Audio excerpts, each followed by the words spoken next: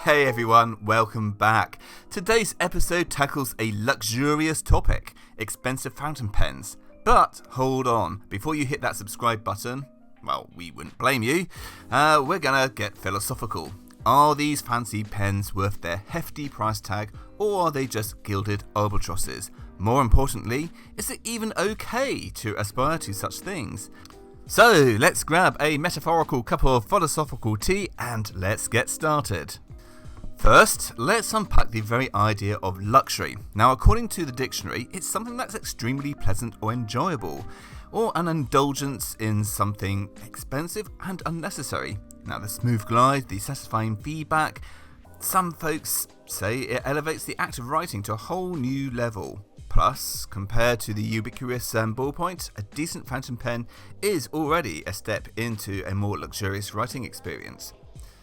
So, for those which use fountain pens, you can probably understand the idea of joy of putting pen to paper and feeling the smooth caress of the nib across the page, leaving behind a trail of glistening ink that speaks not just of the words you write, but the care and deliberation you poured into them. A good fountain pen can be an extension of yourself, a partner in the creative process.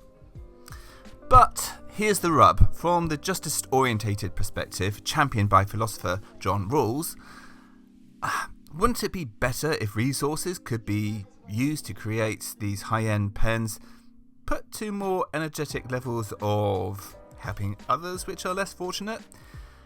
So imagine being behind Rawls' veil of ignorance, a thought experiment he proposed in his book, A Theory of Justice.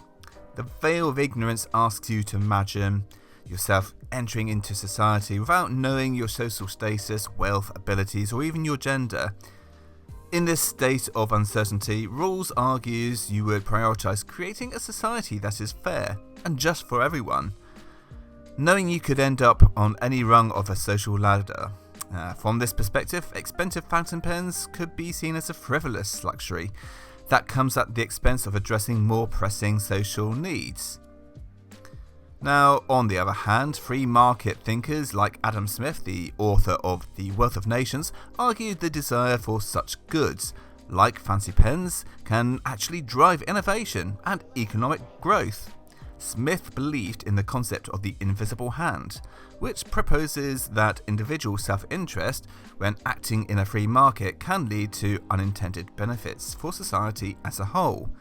In other words, your desire for a beautiful, well-crafted fountain pen can incentivize businesses to create them. This competition and pursuit of profit can lead to advancements in pen design, manufacturing techniques, and even the creation of new jobs. Furthermore, the existence of luxury goods like high-end fountain pens can create a trickle-down effect. As these pens become more popular and affordable alternatives are developed, the overall quality and functionality of even basic writing instruments can improve.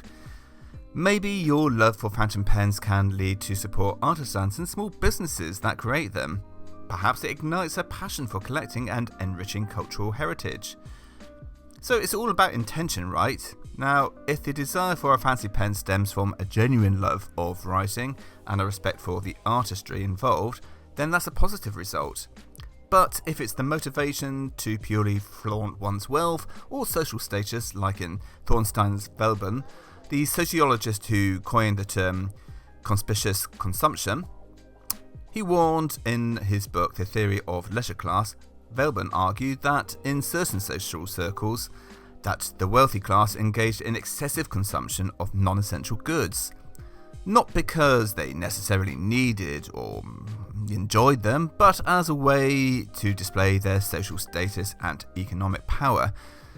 This conspicuous consumption, Veblen believed, could create a distorted sense of value and hinder economic productivity. In this context of expensive fountain pens, Veblen might argue that the focus shifts from the act of writing itself to the pen as perhaps a status symbol. Someone who prioritises a luxury fountain pen purely for showing off might be better served by a more modest writing instrument and channeling those extra resources towards more meaningful pursuits. But let's wait another minute. There's another school of thought entirely. Minimalists and proponents of simple living might argue that the most luxurious thing you can own is the peace of mind. Why chase after a fancy pen when a perfectly functional one exists? Isn't true luxury freedom from clutter? The availability to focus on experiences and creativity rather than the material possessions? It is a valid point. There is a certain beauty in simplicity, in using a tool for its core function without getting caught up in the trappings. But let me tell you, when you hold a pen that feels like an extension of yourself, that sparks joy every time you put pen to paper, well, that is a special kind of value too. Maybe it teaches you to appreciate quality and craftsmanship in other areas of your life. But here's the thing, aspiring to something better isn't inherently bad. It's the engine of progress, right? The problem comes in when that aspiration turns into shallow showing off. So the question is, what's your moral compass set to? Is it a love of writing and the respect for the artistry? Or is it just about bragging rights? If it's the former, then the pen becomes more than just a writing tool. It becomes a symbol of a life well lived. A life well lived. A life that values both creation and responsible consumption. The truth is, there is no one-size-fits-all answer.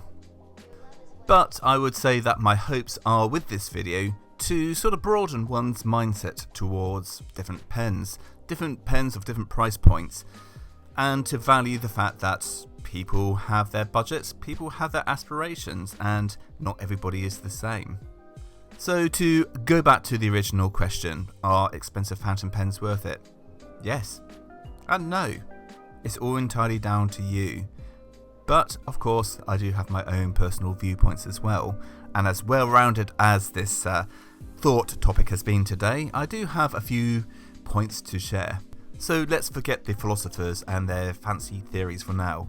My pen collection is a love story between practicality and passion. It's a world where cheap, minimalist workhorses share a space with luxurious beauties, each one sparkling a different kind of joy. Maybe I'm a sucker for a good story. Handmade pens, I can't resist them. The craftsmanship, the dedication, the tiny imperfections that make each one unique. It's pure magic. Owning one feels less like buying a pen and more like adopting a tiny piece of someone's creative spirit. Now don't get me wrong, I appreciate a good mass-manufactured pen, the ingenuity behind the design, the sheer efficiency.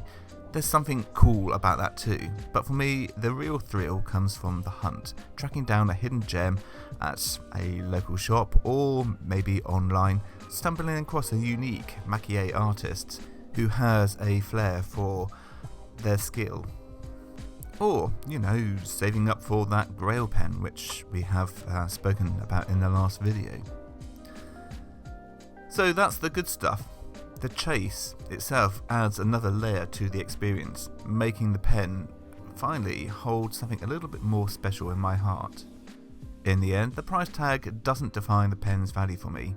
It's the story it whispers, the job it does flawlessly, and the way it makes me feel. A trusty beat-up minimalist pen might be my go-to for everyday scribbles, but a truly stunning handmade creation, such as my pens from Yukari Mochizuki, in which I collaborated with her, becomes truly, truly wonderful. So this pen obsession of mine, it really is a celebration of human ingenuity in all its forms, whether it is the minimalistic approach from Ben at Gravitas Pens to the wonderful pens from Namiki and Platinum. These pens all hold a special place and warmth in my heart, and each one tells a story. And you know what? I am a sucker for stories, and that's what truly matters. Well, that brings me to the end of today's video. I hope you've enjoyed my musings and thoughts on this matter. If you've got some thoughts and comments on luxury, whether it's worth it or not, I would really entertain your sort of viewpoints in the comment section below, but do try to make them a little bit more meaty than saying, I like luxury. Yeah, let's have a conversation. So, the only thing left for me now to say is, again, thank you for watching, and I'll see you in the next video. Don't forget to like and comment and all that good stuff, and I shall see you soon. Take care for now.